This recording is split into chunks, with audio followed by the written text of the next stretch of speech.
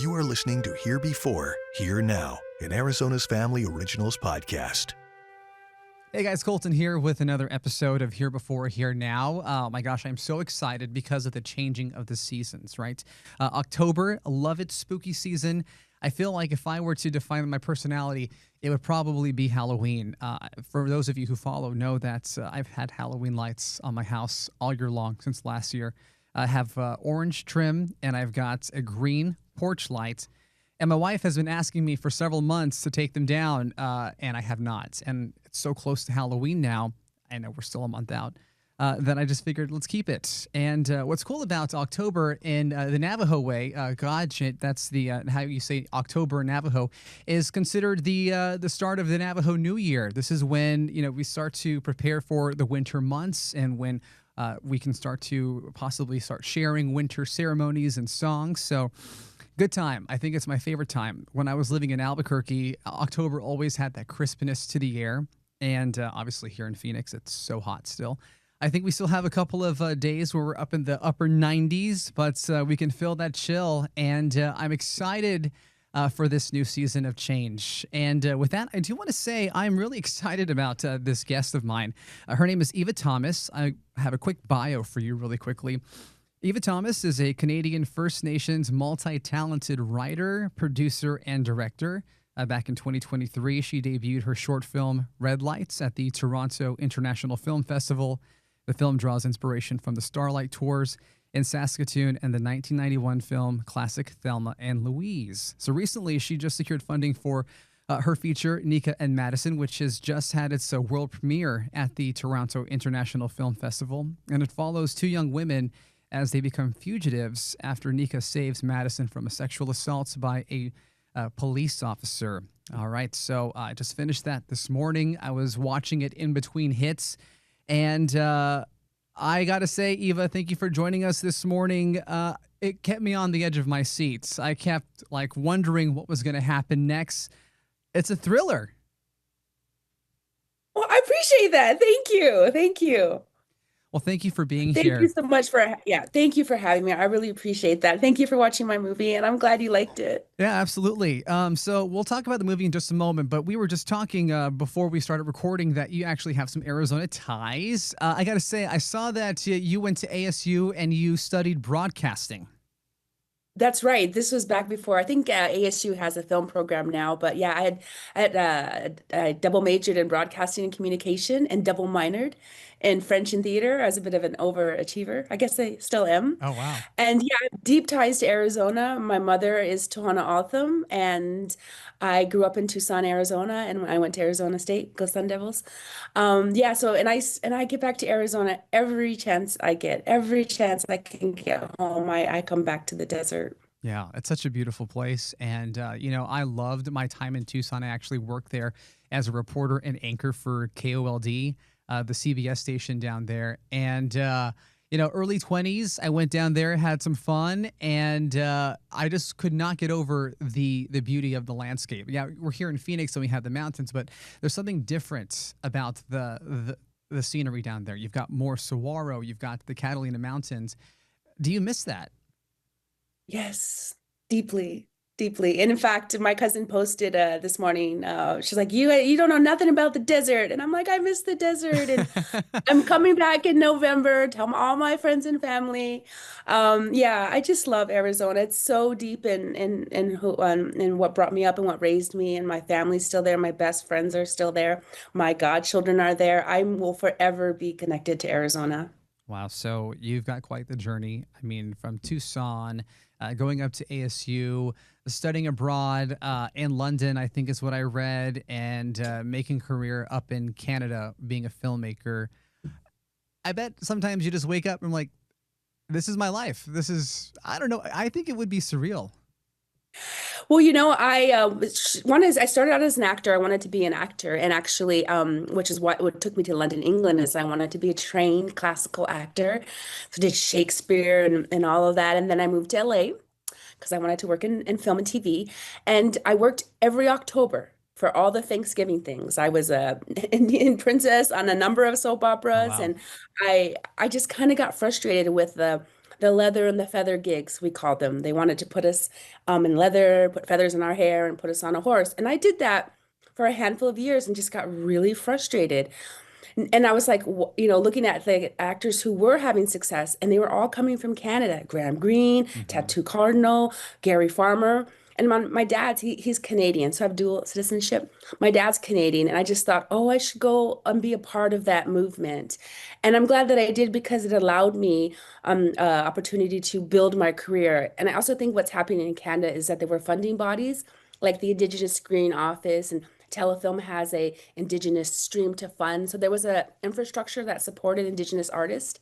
So yes, I took the trek north, and I've been really supported in that community, and really proud of what I've been able to do in out of Canada and out of my dad's side Wow. of uh, of my background. That is amazing. I mean, gosh, it's like the people say you manifest something, you do the work, and what appears to look like becoming an overnight success actually took lots of years of work. Is that kind of what your mentality is? 20, Yeah. like 20 Oh, wow. years. Yeah, Wow. yeah, yeah. Because even young people who are so frustrated, and I see them posting like, why am I not making like bigger strides in my career? And I just, it takes time. And for me, I had to like change the idea of, oh, when I have to get success, I have to get famous, to know what is my artist journey? How am I developing as an artist? What do I have to say about the world? And really be more about the journey than the sort of like outcome. The outcome will come, whatever it is. But if you could really focus on, how am I growing as an artist? What do I have to say? What's important to me? How can I help other people around me? So, for a period of time, I was a story editor, and I worked with a lot of Indigenous writers on their stories, and that became really fulfilling to me until a point where it's like, I think now it's time for me to focus on my own stuff. So I had to transition out of story editor to writer. But I say that I begrudgingly became a writer out of necessity, because I was like, oh, no one's, this leather and feather gigs isn't going to change until somebody else starts to write different projects. So I guess I better learn how to do that. Wow. And I became a producer out of necessity because I had to learn how to access the funding, the money to make the things. And I would say I chose to be director. That's something that I like chose to do. I wanted to tackle that task and that expression of creativity. And yeah, I really do love all of them. But I think for me, personally, I get more fulfillment as a director, even though it's really hard. It's really hard. But I love it, and I keep doing it. So I come back. I keep coming back. Yeah. What is it? The definition of insanity? You do the same thing over and over again, or something like that? Yes, Um, yes. Well, the great thing about directing is it's not exactly the same, because each project is a little a little bit different. different. Yeah. Yeah, but hopefully your muscle as a director gets stronger. Your instincts get stronger. Your choices get stronger. That's amazing. I love to hear that. And when you were talking about how, they were just leather and feather roles and you wanted to be the change agent to create a space where that wasn't necessarily the case. I've been doing this almost for 20 years too as a journalist. And when I had started, yeah, that's all we had seen. And now there's been this huge shift where there are more Indigenous affairs reporters. There's more journalists out there who are covering our communities in ways that they should be covered. But to that an end, I'm also seeing this new entire explosion growth of Indigenous media. I know that in the last several years, of course, we had other projects like Res Dogs that came out. Dark Winds is happening right now. And I've interviewed other directors and actors and actresses on this show where they wanted to be that change agent because, as you mentioned, the roles that were there were so limiting. What do you think about this landscape now where we are seeing this native Indigenous media becoming so expansive? It's my dream come true, for sure.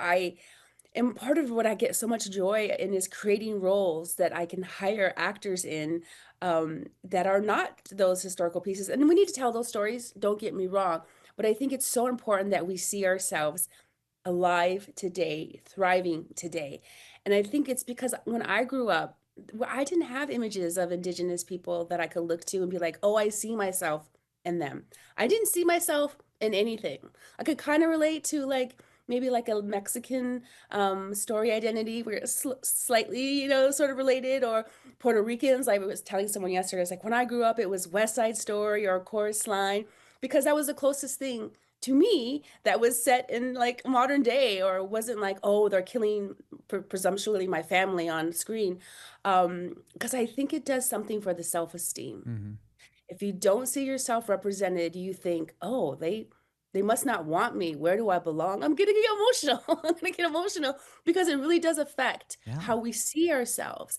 And I think we come to understand ourselves through story. And I think it's always been that way. We are storytellers, and this is just the modern version of storytelling. And I think it's so important for our youth to see themselves in positive lights. Well, thank you for sharing that with us. I know talking about your passions opens up this wave of vulnerability, and sometimes you're like, why am I crying? But like at the same time, it's because it's your life's work, it's your passion. So I thank you for sharing that with me. And you were talking about yes, honoring our history of the people, of the Indigenous and First Nations people, but also seeing them in contemporary um, media today. Like let's talk about your movie now, Nika and Madison. Like I said, I finished it this morning, and I loved that it was so contemporary. Yes, we need to find these outlets and these stories where we put, modern day Indigenous people in modern day settings, and this is what you did. Also throwing elements of culture in there, which is just kind of like still practiced to this day. I go back to one scene where the two girls are with their uncle, and they're praying with the feather and I don't know, sage The or smudge, cedar yeah, or yeah, something. yeah, Yes, like that. yeah. And I'm like, yeah, that's what we do still to this day, but it's like not in like the past. You know what I mean? It's happening still right now. So I love that you acknowledge that. What were you trying to convey with this story? Yeah, certainly. I was inspired by the iconic film Thelma and Louise. I remember watching this film as a young child, and in my little kid mind, thought they should just go to the police. These women should just go to the police and tell them what happened, and then problem solved. I didn't have enough like maturity, understanding to understand the nuance Hmm. or understand why they couldn't go to the police. And then when I watched it as an adult, I could see all those nuances. Like I didn't understand the Texas of it all, the way that I Hmm. understand it now. And I thought to myself, oh, if these two women, these two white women, couldn't go to the police, what if they were two indigenous women and they really couldn't go to the police? And that was the spark of the idea. And then I was like, yeah, that would make a great feature. Um, but I also knew that no one would give me money to direct anything, having never directed anything ever. And so I kind of looked around to see how do people get their first movies made? How's that done? So I read some stories on people who did it and found that a number of people had made a short film first, and then that created like a proof of their work or proof of concept, and then that allowed them to go on to make the feature. So I was like, okay, great, I'll just do that. So I made a short film first called Red Lights, which premiered at Toronto International Film Festival in 2023. And that film went on to screen at 30 different film festivals around the world. Wow. And it provided a proof of my work. It showed that I could direct. It showed that I could work with actors. It showed that I could tell a story. Proved it to others and myself that I could direct, and that allowed me to make the feature. And what I really wanted to do with the feature is to speak about the place where law enforcement meet Indigenous people, which was a place that's filled with a lot of distrust and a history of violence. And I guess I just had something to say about that. And I also wanted to create two strong Indigenous women who that we could look to and be proud of and root for, and want them to succeed and be on their side. And I think that's powerful both for Indigenous audiences and even non-Indigenous audiences to come to understand how these women became who they are, to understand there's a whole history to how we become the people that we become. And I like to think of like the saying that movies can be machines of empathy. So if I can create some empathy for these characters, I think that goes a long way to creating a better world. Wow. Well, your movie tackles, of course, a huge crisis in Indian country, First Nations communities as well, where sexual assault is rampant among young Indigenous women, or women, I should just say, which is first and foremost just a terrible thing to happen to, our Indigenous sisters out there. How tough was it to put that onto the screen and try to create that empathy for those who are outside of this community and don't really know what's going on? Yeah, it was it was definitely tough to shoot. Even when we were shot listing with my director of photography, I spent about 2 days dancing around it. When then finally he said, you know, we need to discuss the shots of how we're going to shoot this. And I said, I really don't want to. And he's like, well, we have to. Mm. And it was hard. It was hard to do that. And um, but I also knew the responsibility of doing that. I really wanted to make sure that I did that in a way that wasn't like didn't go too far, Hmm. but told what I needed it to say. And then as far as like taking care of the actors, because reenacting these things, especially with people who have personal experiences, can be very traumatizing. And I just wanted to make sure that I created an environment that was safe for my actors, not only during the assault sequence, but throughout the whole film, because it's an emotional journey. And so I worked with a stunt coordinator and an intimacy coordinator, and I was really mindful on the actor who I cast in the role to play the abusive cop, and made sure that my actress felt really, really comfortable with them. And really was about collaboration and making sure that we were all on the same page and everyone understood what was going to happen and checking in with people. But yeah, it was not easy to shoot. It's not easy to watch, but it's not an easy thing to talk about. And what has profoundly moved me in the handful of screenings we've had so far is the number of women who they always wait till everyone leaves. And they wait for me outside, or they catch me in the bathroom and they tell me how this is like they felt really seen.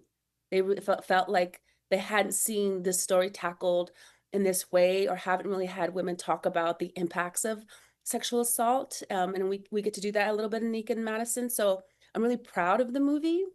I'm glad that it has had such a powerful impact on people, and mostly I'm just glad that it's been received so well.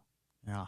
And the actresses you chose to star in this movie, like their chemistry is so good to watch. Like you believe them as cousins. I see them and I'm like, oh my god, those are my cousins. You know what I mean? So it's so cool that you were able to find these two to bring this script to life.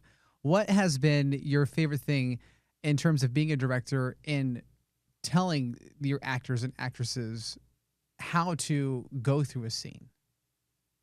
Well, because I have background in acting, I feel like I understand the language. And in fact, as a director, that's my favorite part, is working with the actors. It's my favorite part. And in Ellen Jade, who plays Nika in the film, she was actually in Red Lights. She was the actress in Red Lights. Again, this idea was I was going to make a short film, and then we were all going to go on and to make the feature. And the other actress who was in that film, Ganyo Theo Horn, your viewers will know her as Dear Lady, from Reservation Dogs. She's actually a really good friend of mine, and Mm. she was in the short film. And we had every intention that she would go on to be in the feature, but then she got pregnant and had the most beautiful baby.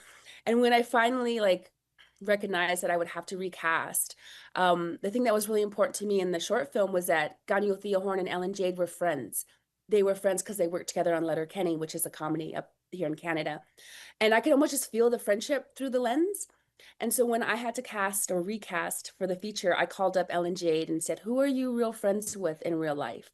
And she said, I'm really good friends with Star Slade. And I was like, great, because she's at the top of my list. So what I think people are responding to is the authenticity of their friendship. They're really friends. And I think there's a playfulness in their spirit. There's a real love that's there because they love each other in real life. And when they had to have the tougher scenes where they really had to go there and have a bit of conflict, they could do it in a way where they could really go there because they trusted each other. So I think people are responding to the authenticity of their friendship. When it comes to the length of the movie, I complain nowadays when I go to a movie and something's like 2 hours and 20 minutes long. I'm going to complain that your movie is too short because I was like, what is going on? I want more. What do you get I when, appreciate yeah. that. What do you get Thank when you. people like, are like, okay, what happens next? I mean, I know they always say it's up to the person's interpretation, and we do see a lot of scenes that lead up to what would make you assume something is going to happen. But like, do you like to, leave the viewer on a cliffhanger? Well, I guess in a way, I think that yes, I wanted to leave it on a cliffhanger because a couple things. I'm hoping that the ending is impactful and powerful first and foremost. Um, but I also wanted to leave the viewer with a, how are you seeing this through your lens? Mm. And do you think there's a happy ending? It is the justice system Right. after all. And I think I think that is the realism of the world that we live in. That the justice system is often not kind to Black and Brown people, and certainly in Canada to Indigenous people who are overrepresented in the criminal justice system. So yes, although I think that I hope that the ending is powerful, I also think that there's an underlying current of realism that maybe this is not going to go well for them, but I hope it does. And whether it goes well or not, I think it's really about taking back her power, taking back their power as Indigenous women and standing up and telling the truth. And I think there's a lot of power in that. Well, I thought it was a really great, impactful movie. I really loved every second of it. As I mentioned, I started it this morning, and my day starts at like I wake up at 2:30, 2:45 ish. Get to the station most days by 4, and we start our morning show. I anchored the 4:30 to the 6, and then I do like all the updates throughout the show. And as soon as I got off the desk, I was like watching this, and it made the day go by so much faster, I tell you, because I was like in between hits, writing and watching, and I can't wait to see what you do next. I know that right now you're in the film festival circuit, so you'll probably have the screens at other places. Are you thinking about that next project, maybe possibly working on it right now? Absolutely. I mean, I certainly have a couple projects that I have, scripts on that I've developed over the years, but I am also taking this time while I am on the film festival circuit and sharing Nika Madison with audiences to think about what project do I want to spend my time and my creativity on? What do I have to say? What's the issue at hand that I have something to say about? I co-directed and co-wrote a feature called Aberdeen, which premiered at TIFF last year. And I went right from red lights, right into Aberdeen, right into Nika and Madison, like boom, boom, boom, boom. And I purposefully set my fall aside so that I could do the film festival circuit with Nika and Madison, and also that I knew that I needed time to reset. I needed time to refill my creative well, and that it was also this time that I would think about like, okay, what's next? Because making a film, it's your whole life energy. It's your whole life energy. Sometimes it's years in the making, and sometimes you're the only one pushing that boulder up the hill. Wow. So you really need to find something that you're passionate about. Oh my gosh, that's incredible. That's amazing. And I hope that those who listen to this and want to follow in those footsteps know that, you know what, just do the work and whatever's supposed to happen will happen, right? Absolutely. And I have to tell you, back to my ties to Arizona, I have been thinking, oh, I feel like I need to tell an Arizona story soon. So, stand by for that coming. Yeah, absolutely. Oh my gosh, can't wait for that. I'm available, by the way. Cast. You're cast. So, when we are wrapping up here, I mean, is there anything about Arizona that you miss right now? I know that Tucson, I want to say that Tucson does have like the best Mexican food Oh, in Arizona. Like up here, it's good. in the world? Yeah, but In in the world? Tucson, it is like the best. When I worked there, I swear I gained like 15 pounds because of all the amazing food that was there. What is your go-to? Oh, any good Mexican restaurant and Tucson is my go-to. So I also very, very much, when you ask the question, what do you miss the most? I was like, oh, Mexican food for Yeah. sure. But I'll quickly buy EG's. Okay. EG's. I make a run to EG's every time I'm in Tucson, Yeah. and I really miss Peter Piper pizza too. Oh my gosh. I grew up on that pizza. I still Yeah. taste that pizza. So Yeah. yeah, when I come to Arizona, I'm Yeah. making a run for good Mexican food, EG's, and Peter Piper pizza Well, Peter for Piper sure. has those like standalones now where you can just run in, grab a pizza, and get out. Yes, So yes, yeah, yes. I know when those little like personal ones, they used to sell that at our high school quad. So for lunch, I would say 4 times out of the week, I would go and grab myself one of those Peter Piper pizzas. I can still taste it too. I still taste it. I still taste it's and again, that's the pizza that I was raised on. Yeah. So I special place in my heart. Yeah. Are you in Canada currently or? Yes, I'm currently in Okay. Edmonton. I have a screening this evening. I had a screening on Monday in Calgary, so I guess I'm on the Alberta Lake of my film festival tour. And next, I'll go to Vancouver for the Vancouver International Film Festival next week. Awesome. So how can people follow you to see screenings in the future, or, find out news of distribution of when they might be able to see this somewhere else? Absolutely. Well, they can follow me on Instagram at Miss Eva Thomas, and we're posting there, and also at Nika Madison on Instagram. And all the information's on screenings will be posted there as well. Well, Eva, thank you so much for being a guest on Here Before, Here Now. I love your story. I loved your movie, and I know that you're going to continue to provide a space for Indigenous voices and performers for years to come. It's so cool watching your movie and seeing all of those, Indigenous actors and actresses that I've come to know, over the years in other projects and roles. So thank you for shining lights on these issues, and, continue to do well. Thank you so much. Thank you so much for having me. I appreciate this opportunity to talk to my Arizona family. Absolutely. All right. Sounds great. Well, that's going to do it for this episode of Here Before, Here Now. Thank you all so much for listening. You can listen to this wherever you get your podcasts. Also, drop a line. Let me know what you think. Till next time. You are listening to Here Before, Here Now, an Arizona's Family Originals podcast.